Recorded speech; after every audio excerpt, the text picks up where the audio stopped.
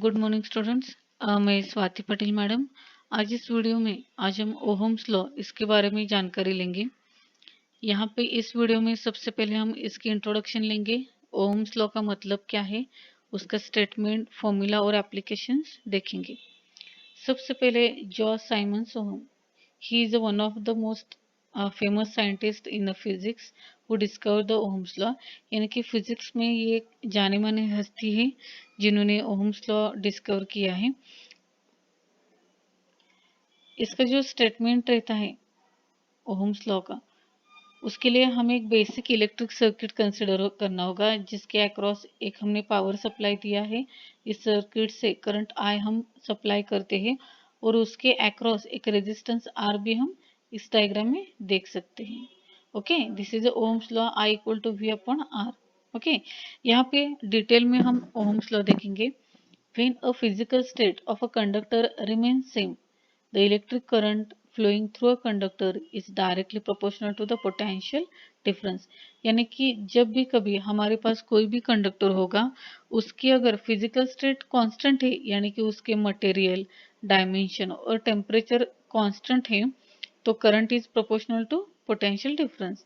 यानी कि V is proportional to I, therefore V equal to some constant into I, और उस constant को हम कहते हैं R, where R is the resistance of a conductor, और उसका फॉर्मूला आता है R equal to V upon I. It is one of the important law which will be ask always in A exam. यानी कि exam में हर बार यहाँ पे इस पॉइंट पे हमें क्वेश्चन पूछा जा सकता है, दैट इज ओहम्स लॉ। इसका स्टेटमेंट है when a physical state of a conductor remains same, the electric current directly proportional to potential difference, यानी V is proportional to I, यानी कि V equal to constant into I, that is V equal to R into I, that is R equal to V upon I। यहाँ पे R को हम resistance of conductor ऐसा कहते हैं। अब इस रेजिस्टेंस की डेफिनेशन क्या है देखिएगा। The property of a conductor to oppose the flow of electric current is called as a resistance. यहाँ पे रेजिस्ट, टू रेजिस्ट इसका मतलब है टू अपोज, यानी कि किसी भी प्रकार का विरोध करना, उसे हम रेजिस्ट कहते हैं। और ये कंडक्टर की ऐसी प्रॉपर्टी है जिसमें वो कंडक्टर जो भी करंट है उसे फ्लो होने के लिए अपोज करता है, तो resistance it is opposition to the flow of current. Okay, so उसका फॉर्मूला आता है R equal to V upon I, और उसका यूनिट आता है ओहम, जिसका सिंबल है इस तरह से। हमें एग्जाम में एक मार्क के लिए इस पर क्वेश्चन आ सकता है, the unit of resistance is ohm, इस प्रकार से, और इसका फॉर्मूला है वी अपॉन आई, और रेजिस्टेंस की डेफिनेशन है opposition to the flow of current. Okay, यहाँ पे हमने सर्किट सिंबल दिखाया है, ये है रेजिस्टेंस का सिंबल और ये है ओहम का सिंबल। इस तरह से हम ड्रॉ करेंगे, ये है रेजिस्टेंस आर और ये है ओहम। ओके, यहाँ पे रेजिस्टेंस की एक डायग्राम हमने ली है, यानी कि जो भी किसी भी प्रकार के रेजिस्टेंस जो हम इस सर्किट में कनेक्ट करते हैं, उसकी डायग्राम हमने इस प्रकार स्केच की है। इलेक्ट्रिकल रेजिस्टेंसेस, यहाँ पे डिफरेंट कलर्स उनमें हमें दिखाई देते, इस कलर से हम उस रेजिस्टेंस की वैल्यू डिफाइन करते हैं। ओके, यहाँ पे हमने एक स्कीमेटिक लिया हुआ है जिसमें हम एक कंडक्टर कंसिडर करते हैं, उसमें हम करंट आई पास करते हैं और वोल्टेज वी है। सो यहाँ पे resistance means what, it is opposition to the flow of current. यहाँ पे करंट को फ्लो होने से यहाँ पे जो रेजिस्ट करने वाली क्वांटिटी है वो है resistance, is it. So resistance it is opposition to the flow of current. Okay, यहाँ पे हमने एप्लीकेशंस ऑफ ओहम्स लॉ लिए हुए हैं। Some of the practical applications of Ohm's law. सबसे पहले power supply to the heater, यानी कि हमारे घर में जो भी गर्म पानी के लिए हीटर रहते हैं या फिर इन जनरल जो भी कोई हीटर रहते हैं, वहाँ पे Ohm's law that is V equal to I R ये यूज किया जाता है। Next, selection of the fuse, हमारे घर में जो भी पावर सप्लाई होता है उसके लिए जो भी हमने फ्यूज कनेक्ट किए हुए हैं, उस फ्यूज में हम ओहम्स लॉ यूज करते हैं। डिजाइन ऑफ इलेक्ट्रॉनिक डिवाइसेस, यानी कि जो भी कोई इलेक्ट्रॉनिक डिवाइसेस हमारे पास होती है, उस इलेक्ट्रॉनिक डिवाइसेस में हम ओहम्स लॉ यूज करते हैं, यानी कि V equal to I into are.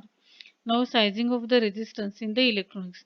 There are the some of the electronic equipments which are used for the sizing. यानी कि जब भी कभी हमें साइजिंग ऑफ द रेजिस्टेंस करनी होती है हमारे इलेक्ट्रॉनिक इक्विपमेंट में, तो हम ओहम्स लॉ यूज करते हैं। Speed control of the fan, okay.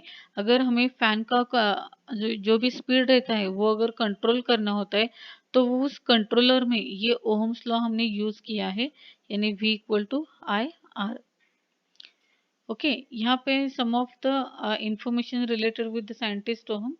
Scientist George Simon Ohm was a German physicist born in the Bavaria in the March of 1877. Okay, as a high school teacher, Ohm started his research with the recently invented electric cells invented by Italian scientist world. Okay, यहाँ पे जो जानकारी दी है वो shortly में तो आपको बताती हूँ। साइंटिस्ट ओम जो भी है ये एक जाने माने जर्मन फिजिसिस्ट है।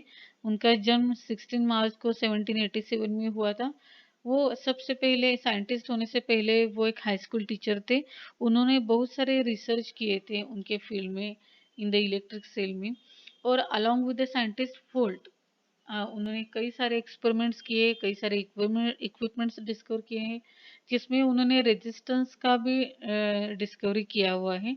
जिससे उन्होंने कहा है कि जो भी रेजिस्टेंस रहता है वो लेंथ और क्रॉस सेक्शनल एरिया इन दोनों पर डिपेंडेंट रहता है। सो बहुत सारे इंपॉर्टेंट इन्वेंशंस या फिर फंडामेंटल प्रिंसिपल्स है जो साइंटिस्ट ओहम ने डिस्कवर किए हुए हैं। सो इनका फिजिक्स में बहुत सारा और इम्पोर्टेंट योगदान है साइंटिस्ट ओहम का। यहाँ पे हमने सम स्केमेटिक्स लिए हुए यानी सम डायग्राम्स लिए हुए हैं। यहाँ पे rotation of a fan, okay. यहाँ पे फैन का जो भी हमें स्पीड कंट्रोल करना होता है तो उसके लिए जो भी इलेक्ट्रॉनिक सर्किट हमने यूज किया है उसमें हम Ohm's law V equal to I R use करते हैं। Charging of the mobile phone और द लैपटॉप, इसमें भी ओहम्स लॉ है। और charging of any devices, it also deals with the Ohm's law. Is it? You may see these all diagrams. Now यहाँ पे आपके लिए एक होमवर्क है, draw the diagram given below. यहाँ पे ओम्स लॉ के लिए हमने कुछ ट्रायंगुलर शेप में डायग्राम्स ड्रॉ किए हैं। आपको सिंपली ये रीड्रॉ करना है और ग्रुप पे पोस्ट करना है। That is V equal to I R, then I equal to V upon R, then next है R equal to V upon I. ये आपको जस्ट ड्रॉ करना होगा और ग्रुप में पोस्ट करना होगा। Is it? So in this way we have studied the Ohm's law, its statement, formula and the applications. In the next video we will see the Joule's law or the heating effect of electric current. Thank you.